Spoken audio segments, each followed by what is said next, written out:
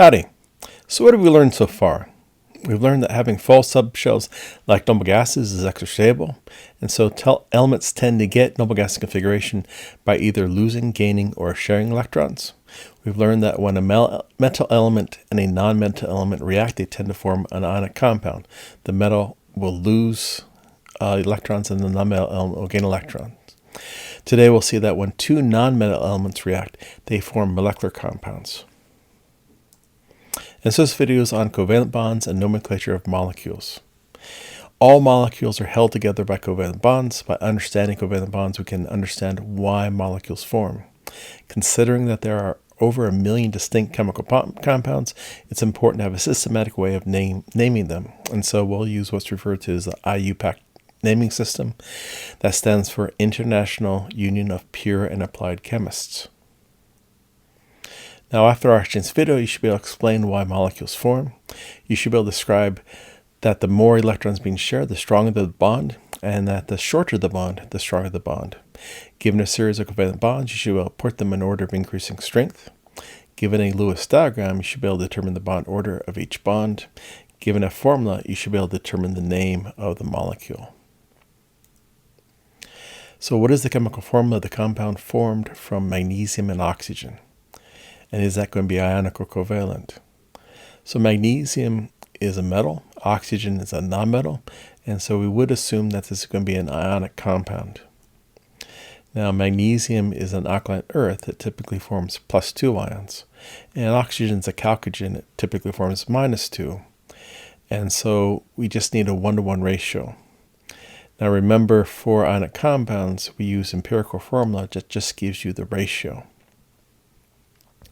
Now, in its standard form, oxygen is O2, so that means we'd have 2 oxygen, and so we need to put a 2 in front of the MgO. And if we put a 2 there, we have to put a 2 in front of the magnesium, so everything is balanced. For a balanced chemical reaction, you have the same number and type of atoms on either side of the arrow.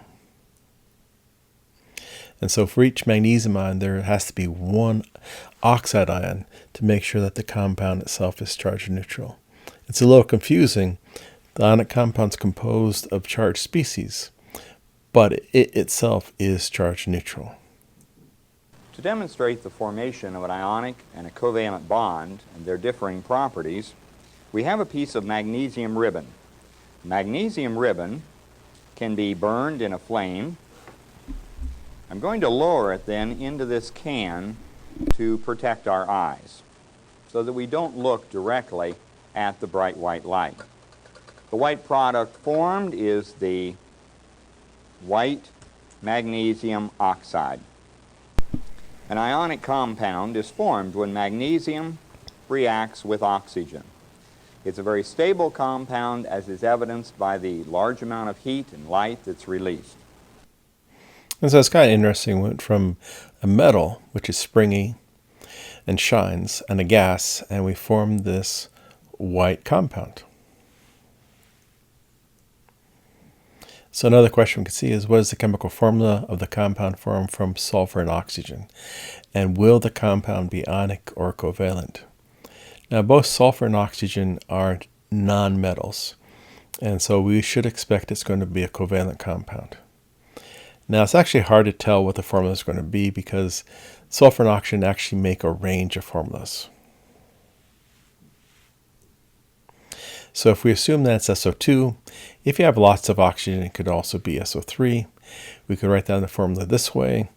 And so we have 1 sulfur, 2 oxygen, 2 oxygen.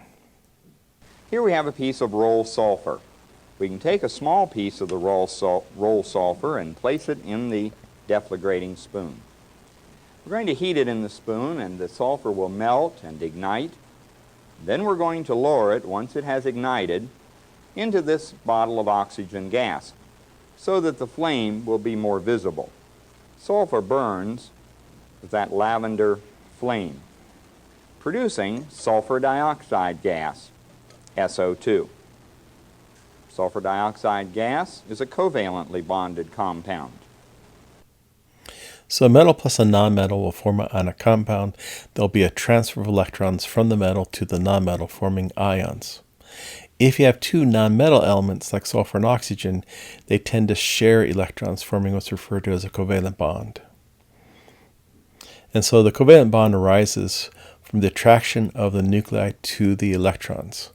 And so you can imagine there's three different electrostatic attractions. There's electron-electron repulsion, nuclear-nuclear repulsion, and then an electron-nucleus attraction. If the electron-nucleus attraction dominates, you can actually form something stable. Now, just like we saw for the electrons in atoms, the stronger the attraction, the lower the energy, the more stable. The stronger the repulsion, the higher the energy, the less stable. Now you can imagine that we have the atoms starting off infinitely far apart, and we can assign that as zero energy because there is no interaction. When the H atoms are far away from each other, we designate the energy as zero. As they move closer together, they attract each other more and more, and the energy decreases to a minimum. At this point, a stable hydrogen molecule is formed. If the nuclei come any closer, the energy increases rapidly as nuclear and electron repulsions take over.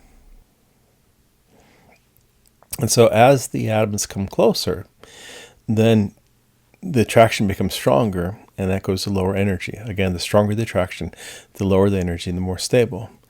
Now, eventually they get to the minimum. And if they get any closer, then you have to start worrying about nuclear-nuclear repulsion. The stronger the repulsion, the higher the energy, the less stable. And so the minimum is the most stable configuration. Now, the distance from zero to the minimum, we call that the bond energy or the dissociation energy.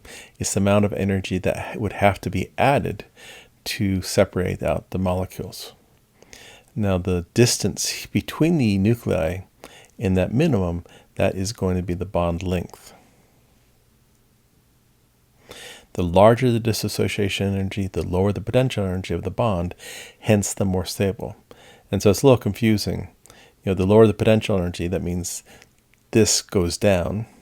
The larger the dissociation energy just means the distance from zero down to that minimum.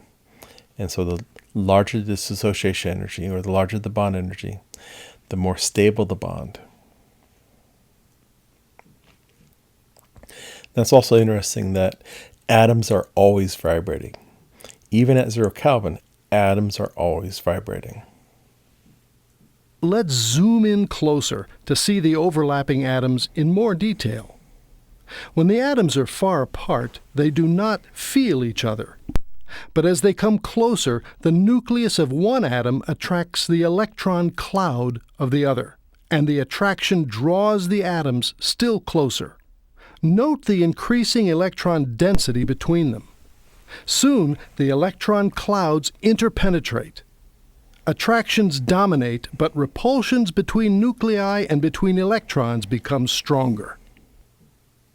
At the point of lowest energy, attractions just balance repulsions, and the two H atoms exist as an H2 molecule. The covalent bond is the mutual attraction between the nuclei and the electron pair. If the nuclei were to move closer, repulsions would outweigh attractions. The increase in potential energy would destabilize the system, and the atoms would move apart again. In reality, the molecule vibrates, the atoms moving slightly farther and closer at the point of minimum energy. The bond length is the average distance. For H2, it is 74 picometers.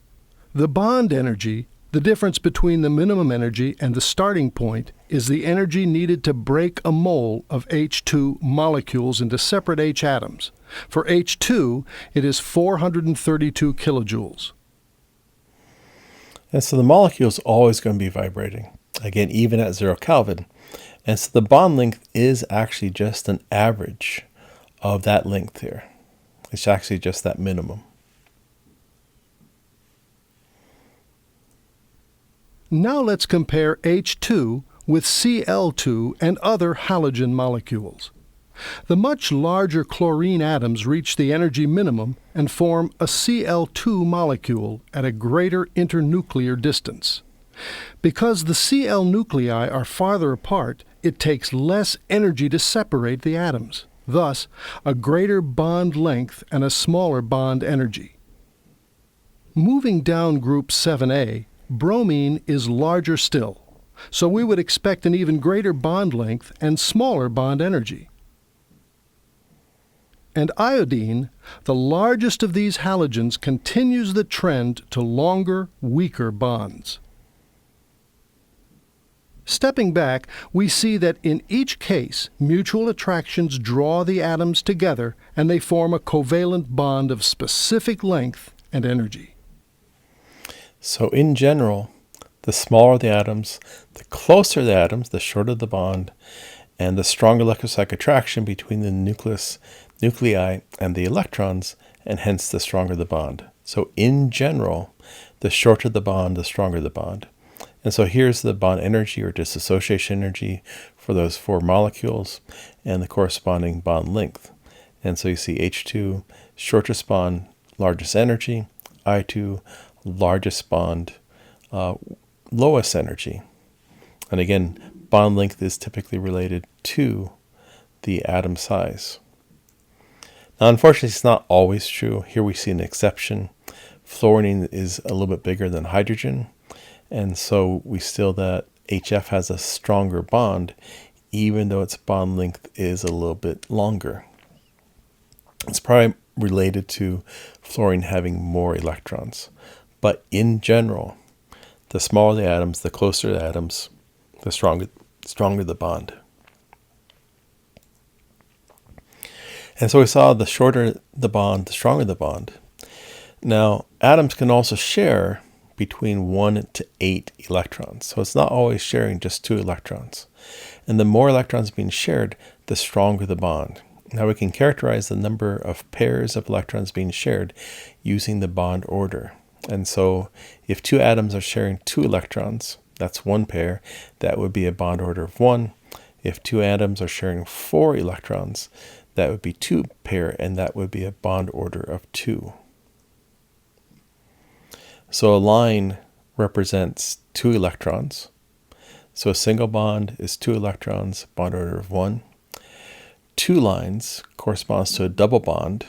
Each line corresponds to 2 electrons. So that's 4 electrons, a bond order of 2. And so the bond order just tells you the number of pairs of electrons being shared. A triple bond, you have 2, 4, 6 electrons, 3 pairs, a bond order of 3. And so the more electrons being shared, the stronger the bond. Now we can actually use an equation to calculate the bond order.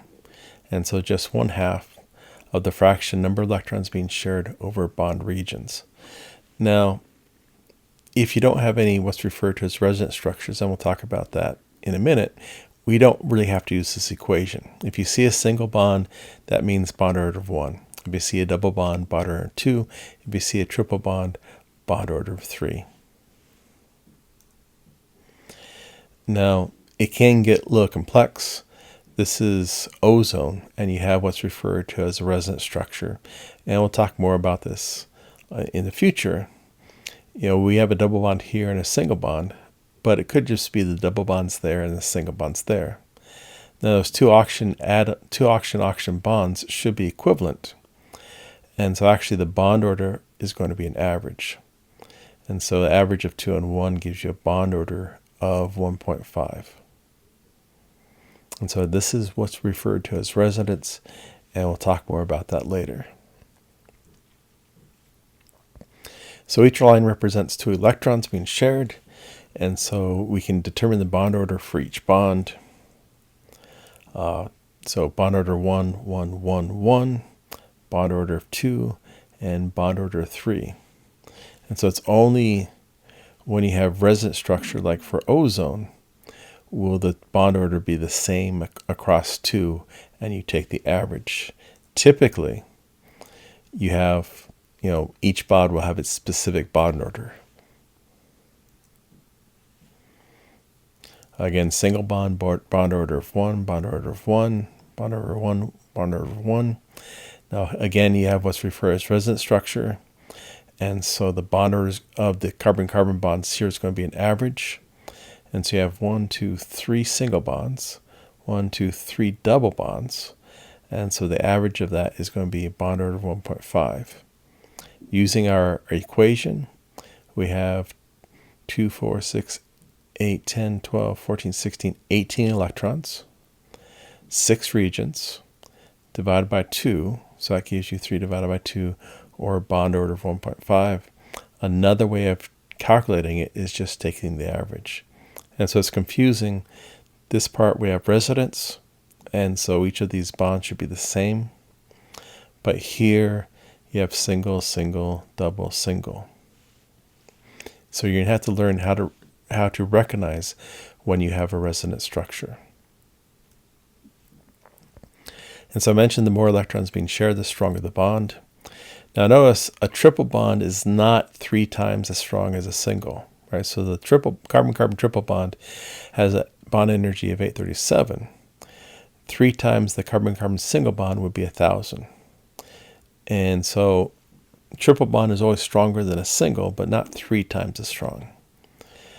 Double bond is always stronger than a single.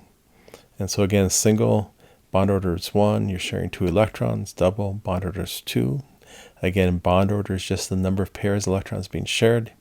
Sharing 4 electrons. Triple bond, there's 3 pairs, so bond order is 3. Sharing 6 electrons. And just like a triple bond is not 3 times as strong as a single, a double bond is not twice as strong as a single. So the stronger the bond, the larger the bond energy, and the shorter the bond distance. So this one's kind of a little confusing. You notice that you're sharing 6 electrons here, and the bond length is 120 picometers. Pico is 10 to the minus 12th. Sharing 4 electrons, and it's a little bit longer. Sharing 2, and it's even a little bit longer. So more electrons being shared actually leads to a shorter bond. And the way of thinking about it is if you have more electron density between the nuclei can actually get closer. But bond order is the best indicator of bond strength. We can also look at carbon-oxygen, single, double, and triple bonds, and we see exactly the same trend. The more electrons being shared, the shorter the bond, and the stronger the bond.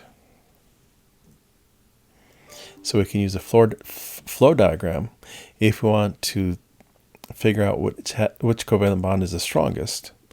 So more electrons being shared, the larger the bond order, the stronger electrostatic attraction between electrons and nuclei. The smaller the atoms, the closer the atoms, the stronger electrostatic attraction. The stronger the attraction, the larger the bond energy. The lower the potential energy, the more stable the bond. And again, the number of electrons being shared is the most important factor.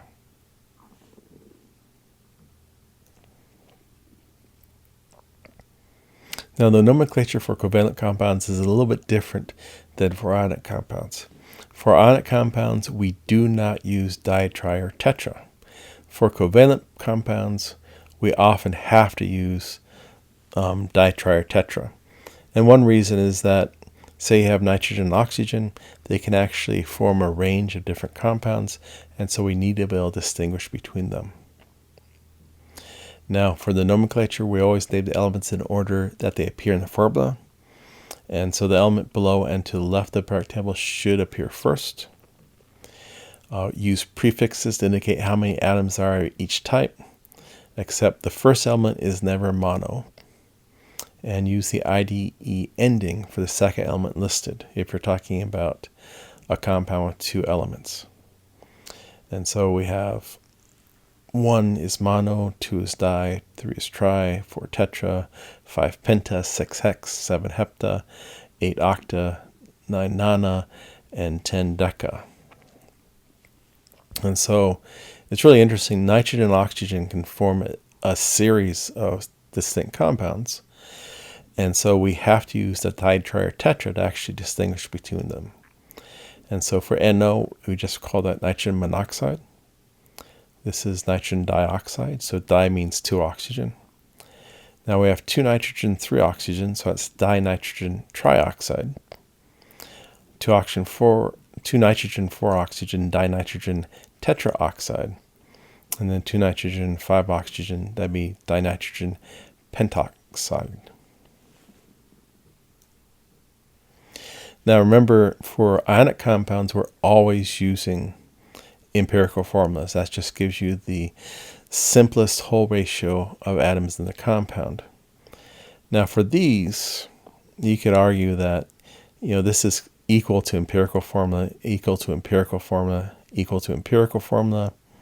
That one's equal to empirical formula. Then 204 can't, because the empirical formula there would be NO2. Now these are also all molecular formulas because they give you the number of each type of atom in a molecule. And so they're all molecular formulas. You could also argue this one's a structural because it does show you how it's bonded. But for the rest of these, they're not really structural formulas because they don't give you great indication of how things are bonded. So for NO2, you actually have oxygen bound to nitrogen bound to oxygen, and that's not represented in the molecule. And so in general, these are all molecular formula.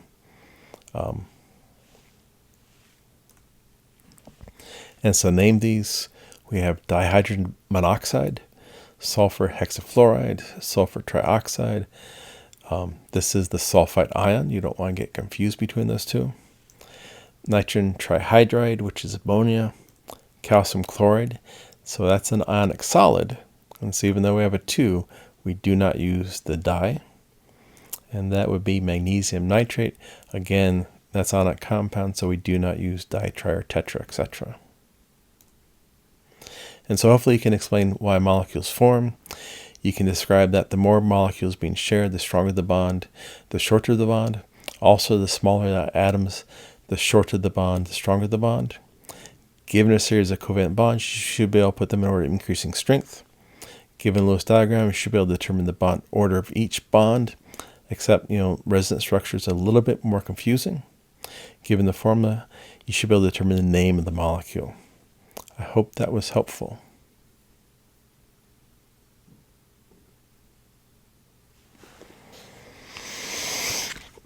Okay.